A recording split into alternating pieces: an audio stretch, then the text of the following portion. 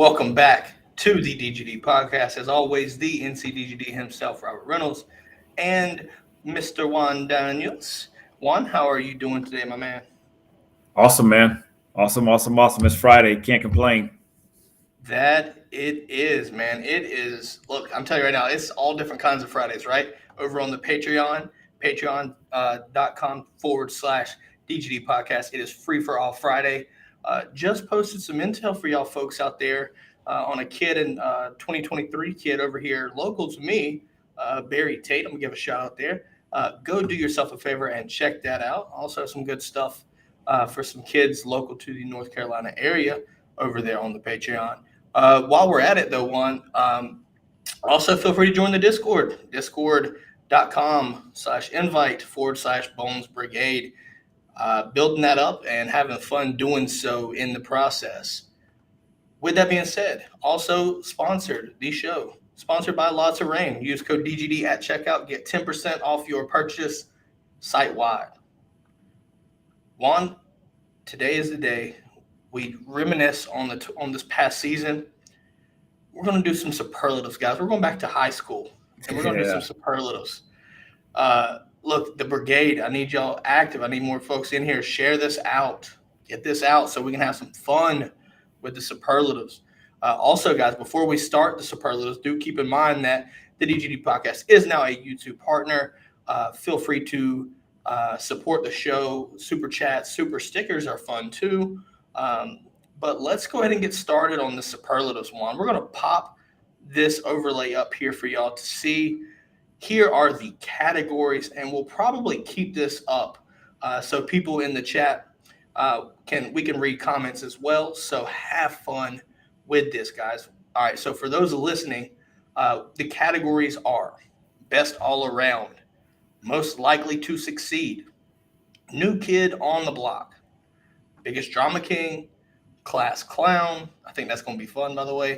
Cutest couple. You'll understand why that's in there. Life of the party, and teacher's pet. With that being said, Juan, I'm going to let you start here. Best all around. Who is it?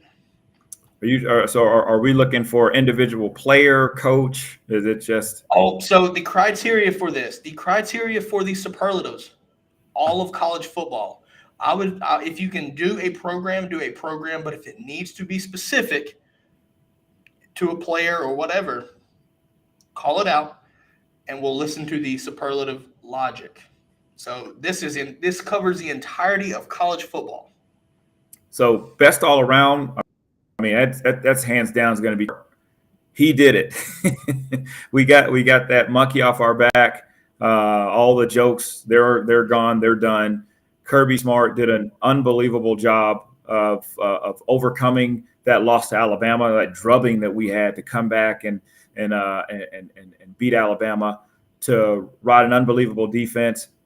But you did all of this with a backup former walk-on quarterback. There's no way he can't get best all around. Looking at this right here, I'm in agreement with you. I was more open to the entire program of Georgia, right? Taking Kirby Smart, that's, obviously that's the man that runs the program. But look, this team did it, right? This team did it. Georgia as a program has been for 41 years. We've came close, but we never was able to get over the hump. This year, we were able to do that in dominating fashion. Outside of the SEC championship game, there was no question that Georgia was a top two program with Bama for most of the year. There were some question marks with Bama at times. However, Georgia was the most dominant program in college football this year. There's no reason for me to believe that you have to consider Georgia as the best all around for the superlative. While we sit here, the brigade are welcoming themselves. Apparently, Joel Sanders is listening from the dental chair. Holy cow. Welcome to Neil Bishop Patrick. Look, I think this one was kind of self-explanatory, best all around. Juan, but we're going to bring up the most likely to succeed. I want to hear your thoughts on this. I'm going to go with Texas A&M. I think that they're most likely to succeed. You've got Jimbo Fisher. He's got a top, the top class. He's got about eight 5-stars. What he was able to do at Florida State. I mean, Florida State had a drought for a very long time, but from what he was able to do, who he was able to get. They beat Alabama. They had some ups and downs, but I see them succeeding and doing some special things. He's got the tools around him. Well, you took my answer. So for the sake of this discussion, I'm going somewhere different. I'm going right down to Coral Gables, Florida. You cannot tell me that the fact that Miami finally spent the money to assemble a staff with the likes of Charlie Strong, with Mario Cristobal, Mirabal, taking Jamal Adai from Georgia. Yep. That staff is in my opinion, a great staff. Now, you look at what this means. Miami is going to be a problem and be a threat to Alabama and Georgia and all these other elite schools that think they can come into South Florida and poach kids out. They're going to be a problem. Coach Cristobal will shut that down to some degree. I'm not going to say 100%, but he is going to cause a barrier of entry into South Florida. Now, with that being said, the only question mark is putting it on the field and winning games. I think they won 7 games last year. In my opinion, I expect that number to jump. There's no reason why Miami should not succeed, especially if they have a solid year one. Expect them to be in the running for ACC championships, things like that almost instantly. But right now, based off of paper, they have a really good shot at succeeding early. And a lot of that is due to, them spending the money on that coaching staff, right? That's a really good coaching staff. Yeah. So we're going to leave that there, and we're going to jump into new kid on the block. And I'll go first on this one so that maybe it'll help drive the conversation. My new kid on the block superlative winner is Cincinnati. So Cincinnati finally makes a playoff, but they represent more than just the program. They represent the entire group of 5 conferences, right? Making history, sitting there being the first group of 5 school to be in the playoffs. Now, while they got beat by Alabama in convincing fashion, I do believe that right there is a testament to prove to anybody in all of college football that, hey, Power 5 or Group of 5 schools can get it done. Now, obviously, Cincinnati is about to be joining the Big 12, but you do see schools, like Coastal Carolina. What does that mean for them? Right? There's other schools in the Group of 5 that are legitimately good football programs. That instills some hope, right? And look, if you talk about the playoff expansion, which obviously will not happen in the near future, I think it can happen, 2025 or something like that, probably, based off of that failed argument and debate or whatever. It gives Group of 5 schools, every one of them, hope. How much hope depends on the program, but at least it shows them it can be done. Yeah, I'm going to go with Michigan. Michigan has not been relevant for a very, very long time. I like it. And for them to all of a sudden be in the Final Four, and yeah, they got thumped by Georgia. They did, but they are starting to become in the forefront now. They, just like Georgia had their issues with Alabama and they couldn't get over the hump. They had those same issues with Ohio State. So they finally were able to get over that hump. Recruiting has been great. And then now they just signed, they kept Harbaugh from going to the NFL, and they just signed him to a new deal. I think now Michigan's going to start to make some noise. They had a pretty good recruiting class, and they are, they're the leader for a couple of great 2023 guys and 2024 guys. So look for them to get back, into the fold and be relevant again. So we're going to go back here for just a second, guys. I apologize. The Brigade left us some comments. So look, like I said, the Bones Brigade is our live chat. If you're not familiar with this and you're listening, you can tune in live. We read these comments as people are come in. First off, to Neil, A&M is always preseason pumped by the media. She's going to wait and see with them, and I cannot disagree with that by any means.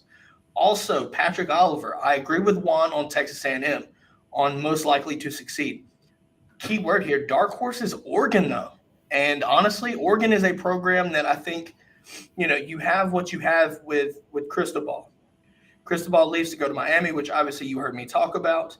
But also, look, Dan Lanning, I think, has the resources at Oregon to keep that team on the same pedestal where they were, if not raise it. And keep their relevance in the SEC or the Pac-12. Relevance in the Pac-12 and obviously on the threshold of winning Pac-12 championships. He's going to bring culture. He's going to bring culture to that group. And he's going to bring a different culture. Absolutely. Look, obviously from our time having Dan Lanning, we both know that he is an excellent players coach. So the kids are going to play hard for him.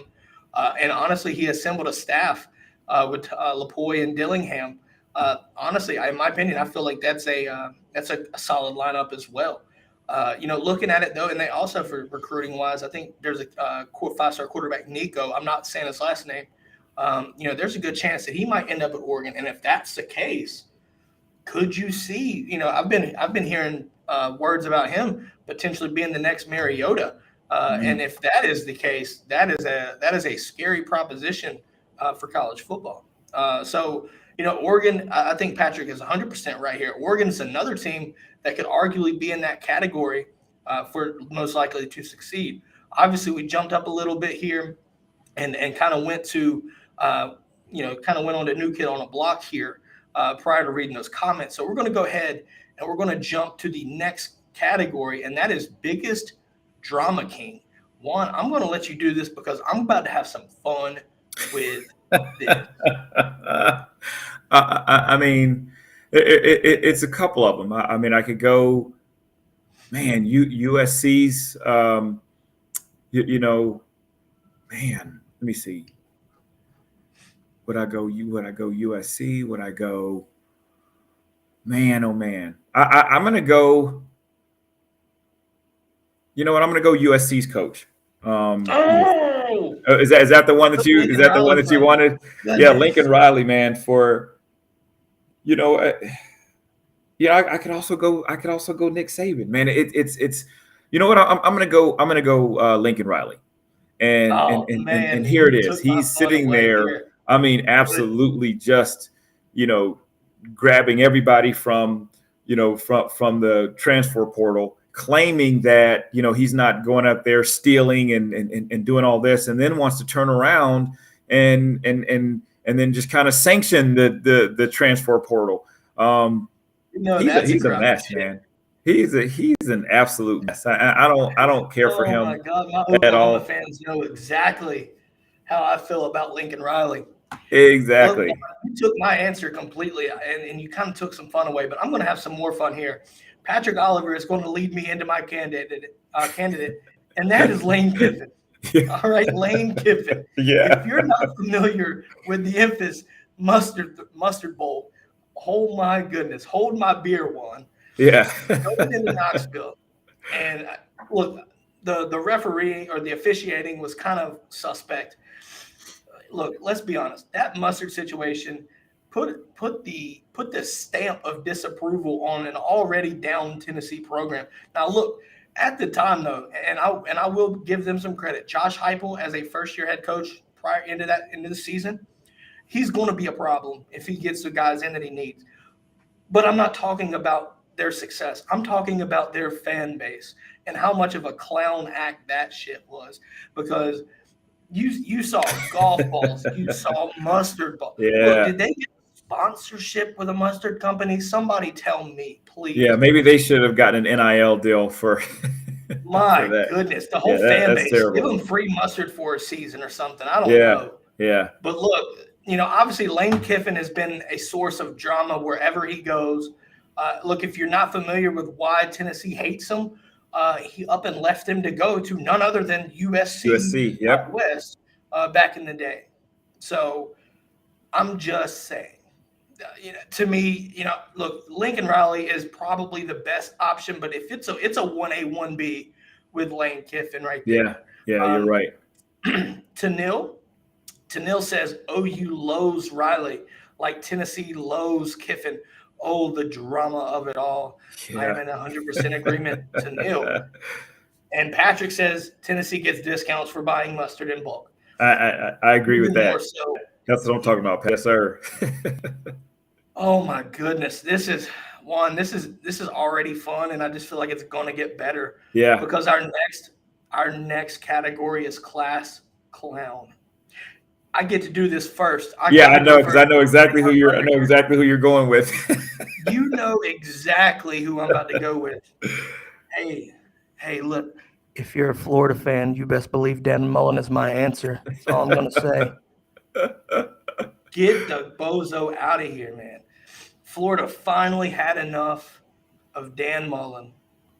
Yes, Dan Mullen does still count because he coached last season. That is exactly why he is my main target right there. Just saying. Look, let's be honest. Just from a Georgia standpoint, it doesn't make sense to put an inexperienced quarterback making his first start against a historic Georgia defense, does it? You finished 6th in the SEC, you poverty program.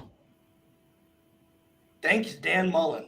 And now look, they have Billy Napier, and the verdict is out. We're waiting to see.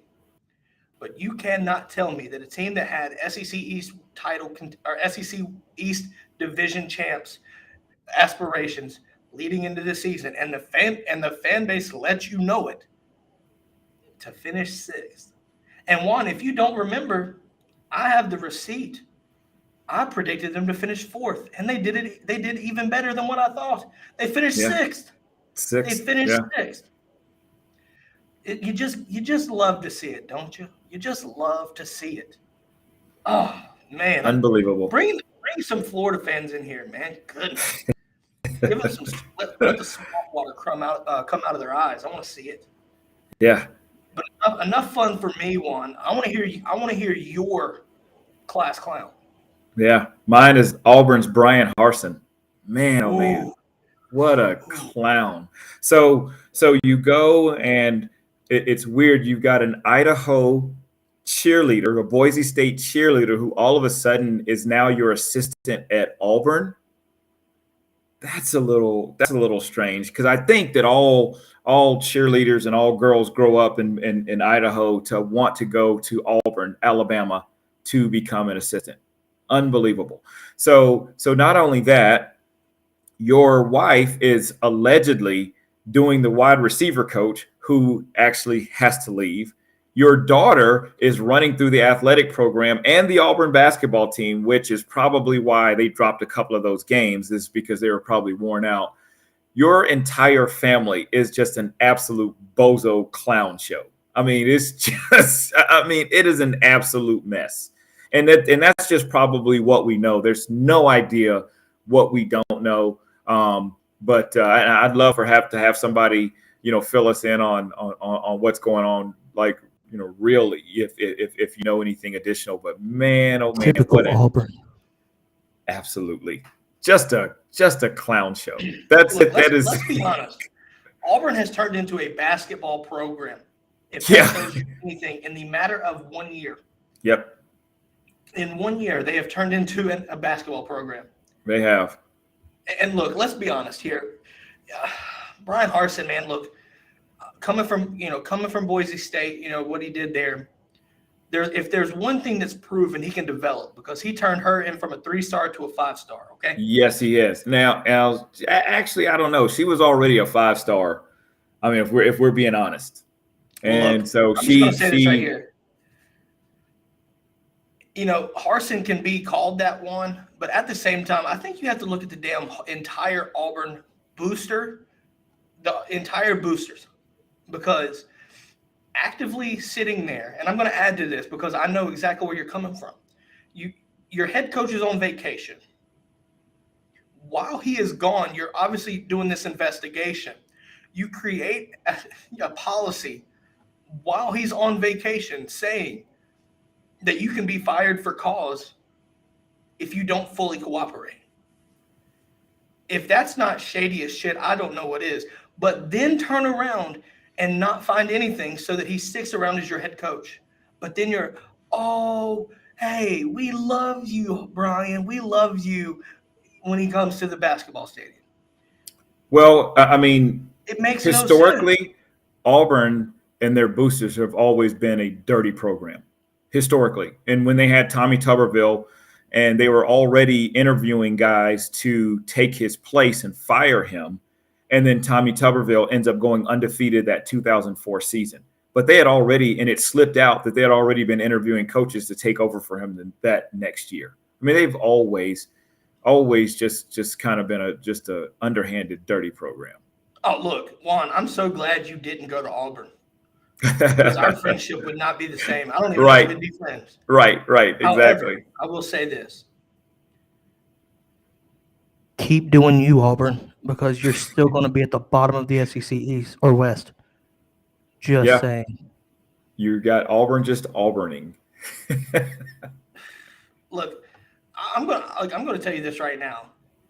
I hate Florida, but at least I have some respect for Florida.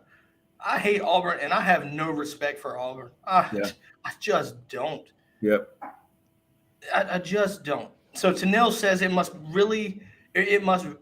be really uncomfortable for Harsin to pass anyone in the athletic buildings. Look, you're probably right, because those boosters, the longer those boosters keep their heads in their asses, the program is going to stay where it is. Auburn is keeping themselves from being a national powerhouse. In all honesty, I have to say that. The boosters ran out. The only coach that had some consistency and willing and understanding on how to beat Nick Saban, you ran him out. And now you sit there, you lose a ton of players in the transfer portal. Guess where they go? Where he just went, UCF. Yep. And it's some of your best players, by the way, too. You look like a clown show, a moving circus, and you deserve that distinction of being a class clown, along with your best friends down in Gainesville. Yes. Clowns. With that being said, Juan, let's jump over to Cutest Couple. You want to go first on this? Yeah, I'll let you go. I'll let you go first. All right, here's my Cutest Couple. Lincoln Riley in Oklahoma. The whole fan base. All right? That's being a joke. But it's hilarious. I'm just saying. I wanted to bring that in there just to have some fun and rib my Oklahoma fan base following. Just saying. But in all honesty, Oklahoma and Brent Venables, right? Looking at that right there, I think there's a really good potential for Oklahoma to not really regress that much. Obviously, you have Tebow, and my Oklahoma fans know exactly what that means. Tebow goes and poaches several programs for kids out of the portal, and then he also says that there needs to be restrictions on the portal. Just saying it's bad for coaches and players, but neither here nor there. One, the fact that he keeps up with a decent recruiting class for one, but you also bring in an elite defensive mind. As a defensive coordinator for Clemson, there's no argument that he's a top 3 defensive coordinator in the country, period, while he's at Clemson. Probably, you can easily argue for being the top guy, right? Because especially once Kirby Smart left for head coach at Georgia, there was no question to me that Brent Venables was the best DC. With that being said, you bring a different culture and mentality. Look, let's be honest. Brent Venables, I should say. Brent Venables coached at Oklahoma, so it's a homecoming for him. He knows what it takes to win under Stoops. They won titles. They won a title. They know what it takes. He is the guy, in my opinion, that I think was the perfect hire for Oklahoma.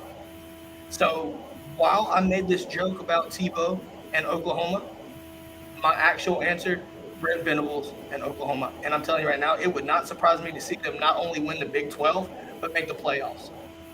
Yeah, I like it. I like it. I'm going to go with landing in Oregon. I mean, just kind of what we talked about, and that was Patrick's dark horse. I think that was a great, a great choice. But you've got a guy that's a great defensive mind. But you talked about it. He's a player's coach. He's got ties with the South, and then of course he will have guys around him that are going to be able to recruit the West Coast. And so, who doesn't want to play for a guy that has a great formula, right? So the stage is basically set up for him, just like Kirby. When Kirby left a national championship Alabama team, he goes and grabs his team, and then he goes and builds a program and wins a national championship. I can see Lanning doing that, being special. And I tell you what, man, how crazy would it be if you see Lanning and Venables in the Final Four playing against each other, or just getting into the Final Four, just making those predictions? That's not far-fetched. That is not far-fetched. Strangely enough, I'm in a complete agreement with you on this because, look, Oregon's schedule, obviously Dan Lanning gets to play his old school, Georgia, September 3rd in the Benz, guys. So that is a very tall task for a first game as a new head coach. But it's still, look, even if Oregon loses, I think if Oregon plays it close but loses and then takes care of business like I think they can and not slip up, because they have done that in the past. We saw it last year. There's no doubt that you can sit there. I think they overcome the Utah hump from that they had last season. It wouldn't be surprising to see it, honestly. And it's going to be the same thing with Venables in Oklahoma. Take care of business. You know what I mean? Take care of business because you have the resources there. Now, Oklahoma's a different scenario, in all honesty. But at the same time, oh my God, Patrick, I think this might be almost comment of the day here. Yeah, that's great. That's great. Yeah. Oh my goodness. Yeah, that's fair. Oh my goodness. That is fair. I'm not even mad about that, Patrick. I'm really not. That's great. Really that is great. That's a 2. You got 1A, 1B with me, and then look, you got a solid 2 right there. Yeah, that's perfect. Now look, let's be honest. They had a bad first date. All right, they had a bad first date, so you have to give it a second go around before we really know what kind of couple they're going to be. Sorry, but I'm not sorry either because Georgia tore your ass a new one. Yeah, they did. Anyways, next category. Life of the party. Juan, I'm going to let you take this first. Let me see if I can think of the life of the party. I mean, gosh, I got to go with I got to go with Lane Kiffin. Lane Kiffin kind of reminds you of that, you're in that WWF, old school WWF wrestling. You always had that bad guy that just ran his mouth and just talked so much, and you wanted to see him get beat, but then you wanted to see him beat people. Yeah. I mean, Lane Kiffin is that guy. And I would, you love to hate him. You absolutely love to hate Lane Kiffin. And he's the perfect heel. He's the perfect heel. He absolutely is. And if you let him win and beat you, he's gonna let you know it. And if you beat him down, he's just like, whatever. And he just comes back. It's just like he's the guy that you say they take a licking and keep on ticking. He's that guy. He's the life of the party for me. Here's my life of the party. Kirby Smart. Two examples. I'm gonna give you the first one because it's easier to deal with. National title, pick 6. My man showed why he was a safety at Georgia. My man can still go out there, put the pads on and play. All right? Yeah. That vertical was about as infamous as the damn pick 6 itself. but mainly, right, my biggest reason why he's the life of the party. While we played it time and time again this season, my man, that cocktail party halftime speech. Yeah. Physically break them bitches. Yep. That right there, I don't care what anybody says, nothing. That right there shows me my man came to go. Yeah. Oh yeah. This was basically business for him, but he made it personal. But that's a life of the party because he was just so energetic and things like that, and so passionate about it. Give me that man at a party if he thinks there's a business and we're at a party, yo, we about to have some fun. Yeah. We're about to have some fun with that. Anyways, moving on. Last one. Teacher's pet. Do you want me to do this one, or do you want to go first, Juan? I'll let you go first on this one. Notre Dame. Here, bring that ass here. Let's go. You sit here, Notre Dame. You always get this preferential treatment, but you still showed me year in and year out why you do not deserve to be in the playoff contention. You just don't. You stay in the top 10, but you're not really a top 10 school. Everybody hates you. You sit there, you take up a damn top 10 spot, because when we saw what happens when you actually did make the playoffs, you got your ass beat. You got shut out. You just suck. All right? Now that Brian Kelly's gone, maybe things change, but until further notice, Notre Dame, get the hell out of my classroom, you damn teacher's pet. Juan, what's your answer? Before I do that, I'm seeing that Joel is in the dental chair. She's probably getting some fillings taken care of. So, Brigade, just wanted to let you guys know, brush your teeth. That's the biggest takeaway from that. Hygiene lessons in a podcast form. In a podcast, yes, man. We're all around. We take care of it all around. My teacher's pet is Alabama. It is Alabama. Because if Alabama would have lost to Georgia in a close game in the SEC championship, who do you think would have been in the Final Four? There's no ifs, ands, or buts about it with 2 losses. If Alabama would have lost to Auburn and they had 2 losses, but then turned around and beat Georgia in the SEC championship, who do you think would have been in the Final Four? Alabama. Notre Dame won. Notre Dame would have been in. Well, I always get this treatment. But that would have been a tough one. That honestly, that they would have really struggled with that one. But I think Alabama is the teacher's pet. I mean, they want Alabama. I think Alabama is a bigger draw. It gets the money in. People want to see it. People want to see them lose. But I just think that they're teacher's pet. Look, and listen. Last year, Georgia and Alabama were, in my opinion, are like the 2 top teams, and it wasn't even close. But the logic of having a 2-loss team being in the college football playoff just doesn't seem right now. If you do, obviously, if you expand the playoffs, you're going to see that at some point, right? But as it stands right now with 4, you look at what A&M was 5th, right? Mm-hmm. Yep. A&M beat Alabama, and they only had 1 loss. They just didn't play in the SEC title game.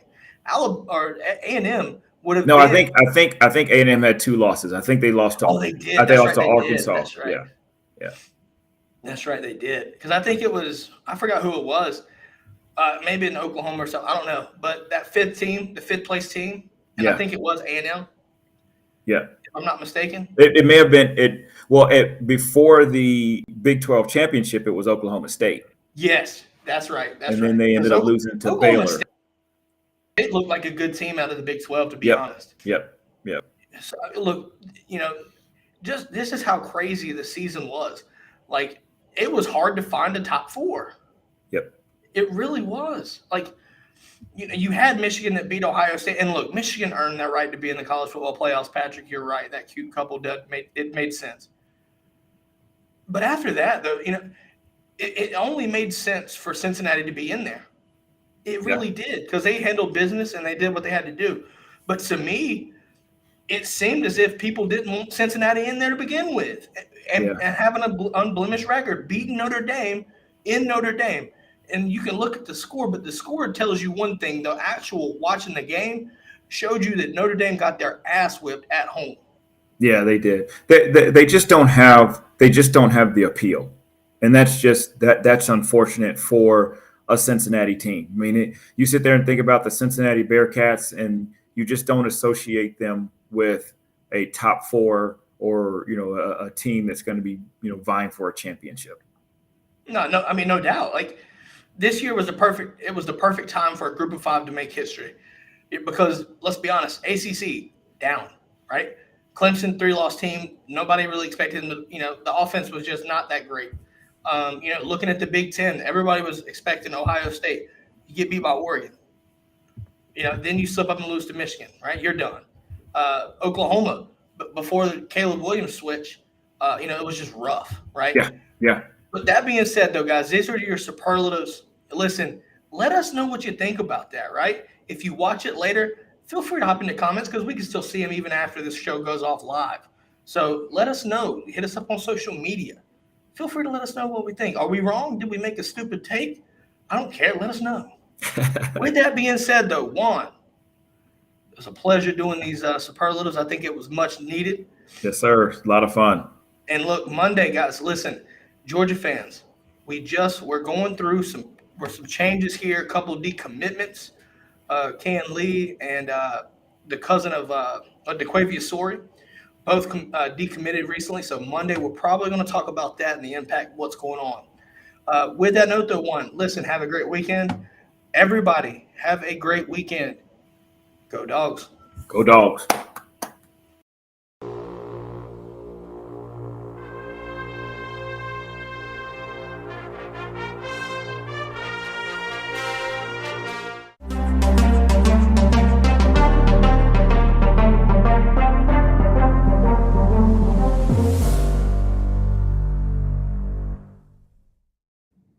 And we are back for Q&A and comments.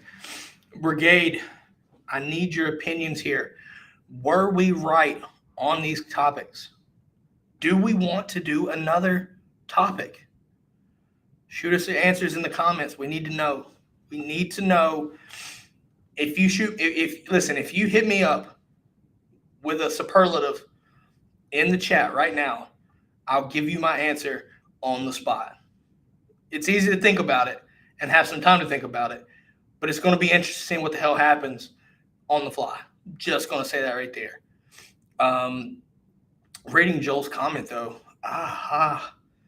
Daughter giving me shots in the mouth. Don't let your kids go to dental school. Hey, listen, only don't let them go to dental school if they're doing your work, right?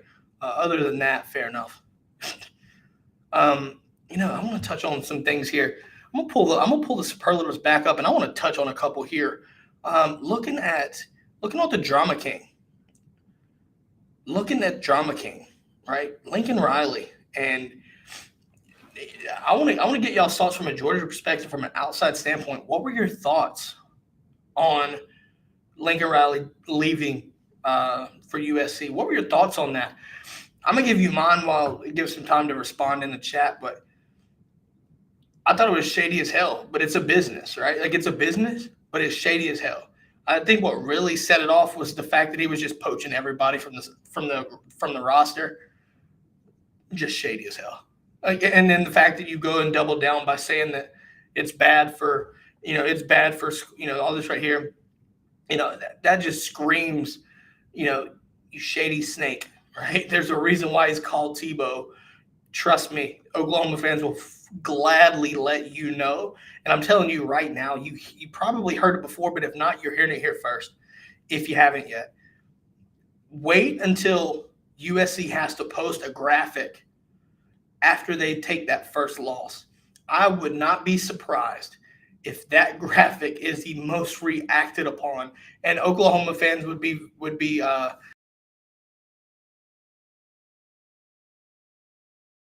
the SEC.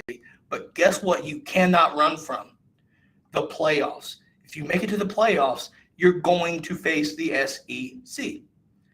That means you're going to get your ass whipped because you're just not ready. You're just not ready. Tanil brings it home perfectly. He said that he was getting players from the portal, not OU.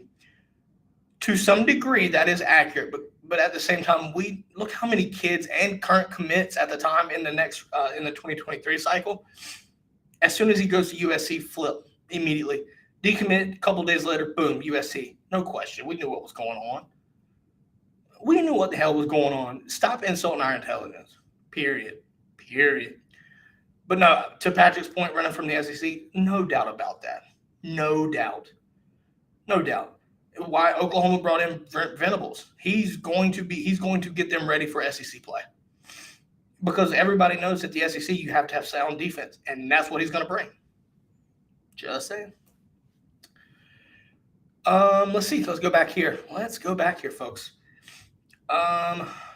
Class clown. What were your thoughts on the class clown? Were there any that we missed? We obviously touched on Harsin. We touched on Dan Mullen, obviously. Do we give Brian Kelly class clown? Do we do that? Do you think we should do that? I'm curious to see what y'all think here. Maybe. I can see why. I want to hear y'all's thoughts, Brigade. Do we give him a contender for class clown? Yes or no? Yes or no? I think so. I can see why. Maybe even Dabo. Actually, maybe even Dabo too. And it all starts with recruiting. Just saying. You know what? To hell with it. I'm going to do it. I'm going to say they're a contender for it. First off,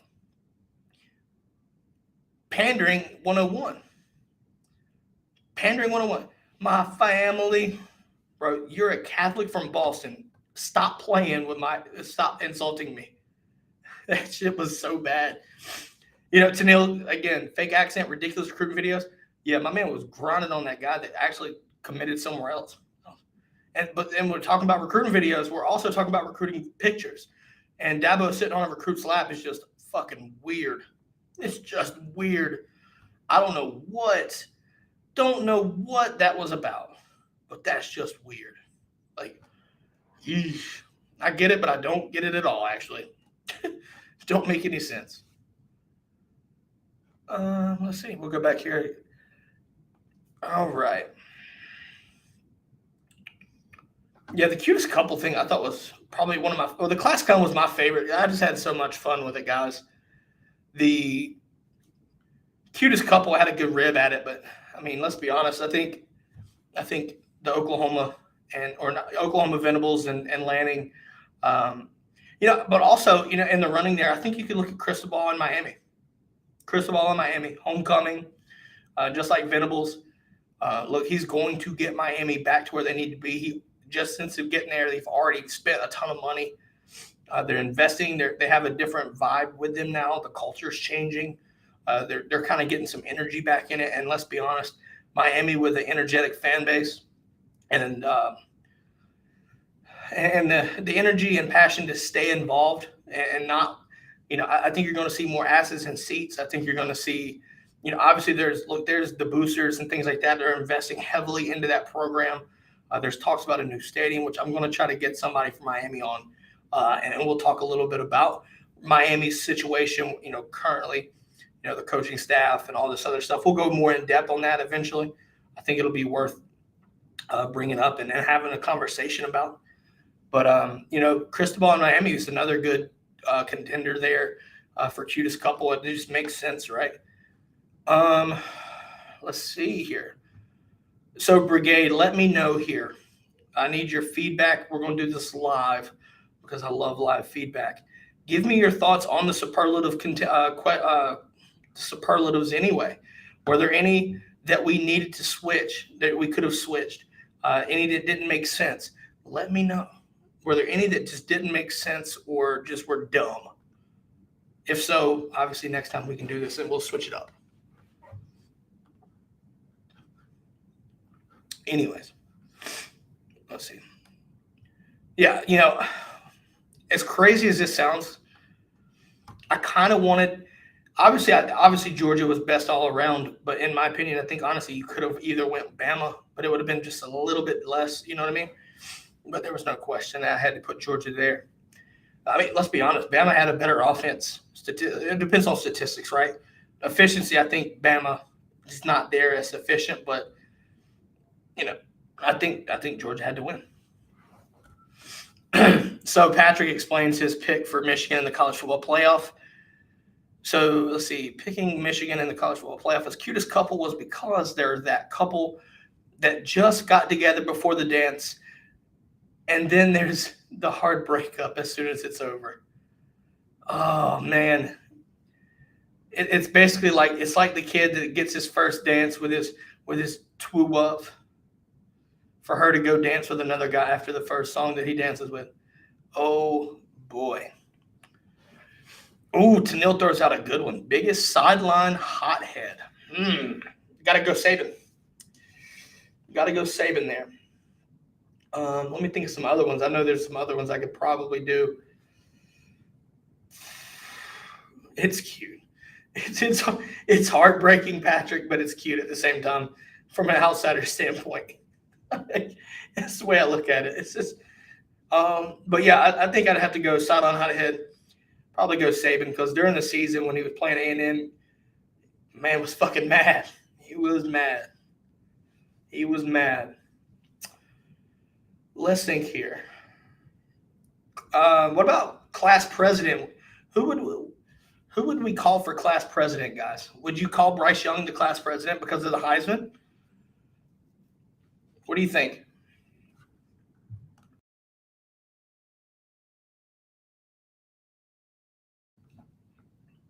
You think Bryce Young? Fair. Obviously, I think, look, Bryce Young, in my opinion, deserved the Heisman. Patrick argues Jordan Davis. Look, Jordan Davis is the most important player on the most, on the best team. So that logic is there. I agree with that. Focusing on Georgia, though, I think if you're looking at just Georgia, then absolutely Jordan Davis. Heart and soul of that defense. Look, Nakobe, yes, Tennille. Nakobe's right there too. But I think Jordan Davis's impact, right? His impact went far beyond what Nakobe can do. And I'm not saying nothing about Nakobe. I love Nakobe, don't get me wrong.